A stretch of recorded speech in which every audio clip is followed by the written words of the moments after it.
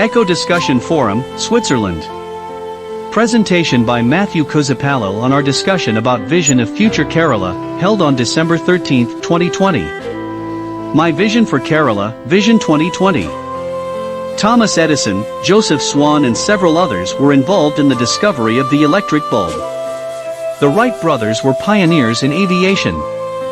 The Lumiere brothers were the pioneers of film. Tractors, television sets and mobile phones were the inventions of individuals and private enterprises, not the work of governments. Economic and social development is not an activity of the government. Nowhere in the world has a society developed solely because of government initiatives. It is the responsibility of governments to provide the framework for developing the creative and inventive potential of their people. Governments can also destroy creativity, innovation, and private enterprise. Sadly, this was the case in Kerala for the last 50 years. After independence, India adopted a mixed economy. This really means that the government concerns itself with establishing major infrastructure projects and providing basic services, the public sector. It was left to the private sector to manufacture everything from safety pins to bicycles to buckets. Unfortunately, in Kerala, private enterprise was fought tooth and nail by certain political forces as they feared capitalism, which they never really understood. As a result, the protectors of the working class have driven the working class out of the state of Kerala. Kerala has a population of 330 lakh people. Of this, approximately 5.5 lakhs are state and central government employees. Another 6.5 lakhs are employed in the poorly organized private sector. In other words, of the 330 lakh population, Kerala has employment for only 12 lakh people. 300 lakh people rely on small-scale agriculture and hard manual labor which can never generate the wealth needed to live a 21st century life. This mass unemployment of the people of Kerala generates poverty. Unemployment cannot generate growth or development. It makes people dependent on the government. It makes people victims of alcohol and drugs. It encourages people to seek low-paid employment anywhere in the world or commit suicide.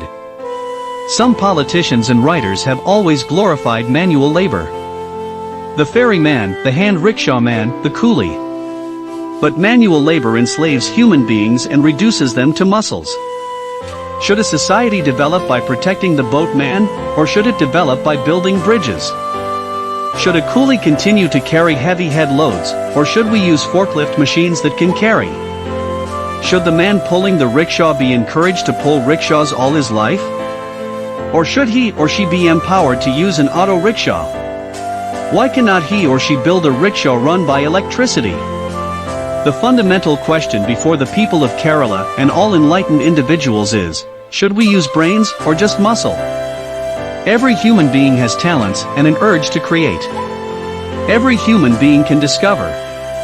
Only by supporting the creativity and innovative power of the people can true development take place. One person in the socialist system who recognized this was the late Deng Xiaoping. It doesn't matter whether a cat is black or white, as long as it catches mice it's a good cat. With this statement, he was able to end socialism as an economic motor for the benefit of the Chinese people. Without him, China would have gone down the drains of poverty. So how can Kerala develop? It can only develop if we also take a leap forward. It can only grow if private industry is encouraged and protected. We can only grow, if the people can incorporate the gains of mechanization, technology, and digitalization into daily lives. The educated youth of Kerala and India cannot continue to rely on manual labor and traditional, labor-intensive agriculture. A man and a woman, just two people, using tractors, combined harvesters, computers, and drones can cultivate 10,000 acres of land. With the use of science and technology, they can produce 10 times what 1,000 manual laborers in Kerala can produce. Kerala does not need 288 lakhs unproductive farmers, India does not need 8,000 lakhs farmers. Kerala only needs 10 or 20 lakhs productive farmers. What will happen to all the rest? All the unemployed people? Very few of our politicians have seriously considered this question. Their answer is simple but also stupid: free food, free houses, free laptops, or 6,000 rupees per person. Borrowed money, empty treasury, and more promises. In other words, they have no idea and offer no hope. India, it is said, develops at the pace of an elephant. If so, Kerala develops at a snail's pace. Yes, we have 4 international airports. But they do not have the industrial or manufacturing or innovation activity to support their status as major airports. We have some good schools, better health care than most other states. But we also have the highest or second highest unemployment, the lowest skill development, and the highest suicide rate. India and Kerala develop very slowly and by chance. Perhaps even by fate. My vision is a leap forward. And that leap is possible if we create smart cities and smart villages. Cities where young people experiment, develop, and produce. Villages where we encourage smart agriculture based on biodiversity. Where we encourage short-term specialized crops, spices, cardamom, ginger, etc., and discourage monocultures like rubber, which destroy plant and animal life and do not allow flexibility of cultivation. We need villages where collective larger farms operate with the most modern technology available, where productivity is increased in quantity, but also in quality. The planned cities of the future should be built around our 4 international airports and linked by the proposed Silver Line. Each city must have a protected industrial and research area, like an IT park, and a separate well-planned residential area. Each city must be able to house 5 million, 50 lakh people. And each smart city should have technical and research institutions which develop computers, drones, medicines, food processing units, etc. The Indian government has initiated the creation of one such smart city in Dholera.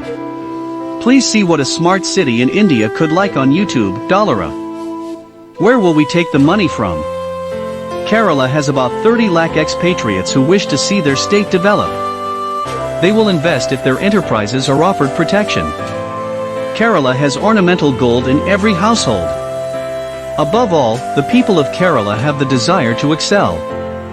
The concept of smart cities should be studied and developed over the next 30 to 50 years. What is needed now is a vision, a plan of action, and the will to implement it. Development without a vision will lead to chaos. Many will blindly oppose it. Every development will be met with resistance from people who believe yesterday was a lot better. There will be narrow-minded people who prefer Naku Kuli to lifting and carrying machines. There will be people who prefer to help the poor and not empower them. There will be many who use the comfort of airplanes, computers and cars, but will deny the same to their fellow human beings. I am confident that intelligence will prevail over their muscle, their ignorance, and their violence, and the lack of self-respect of those who support them. In Kerala, smart cities will become a necessity. Rising sea levels will flood and destroy cities like Alappuzha, Cochin, Calicut, and Tellicherry. Climate change will compel us to evacuate from vast areas of the Western Ghats. The living space will be reduced drastically. It is therefore necessary that we create new green digital cities. It is imperative that the 4 international airports become major hubs of industrial activity. We need to think out of the box. Our airports and railway stations can also combine malls, cultural and recreation centers. We need new inventions. Cycles that can travel over water. Clothes using new natural fibers. New sources of energy. New medicine derived from nature. Profitable agriculture that is digitally organized and managed. We need products that combine economy and ecology. Above all, we must free human beings and animals from hard and exhausting manual labor. I strongly oppose slavery to one party or to one government. A modern Kerala, a modern India, which relies on human ingenuity, digital technology, protection of nature and responsible freedom is my vision for the next 30 years. Matthew Kozapalil, Switzerland.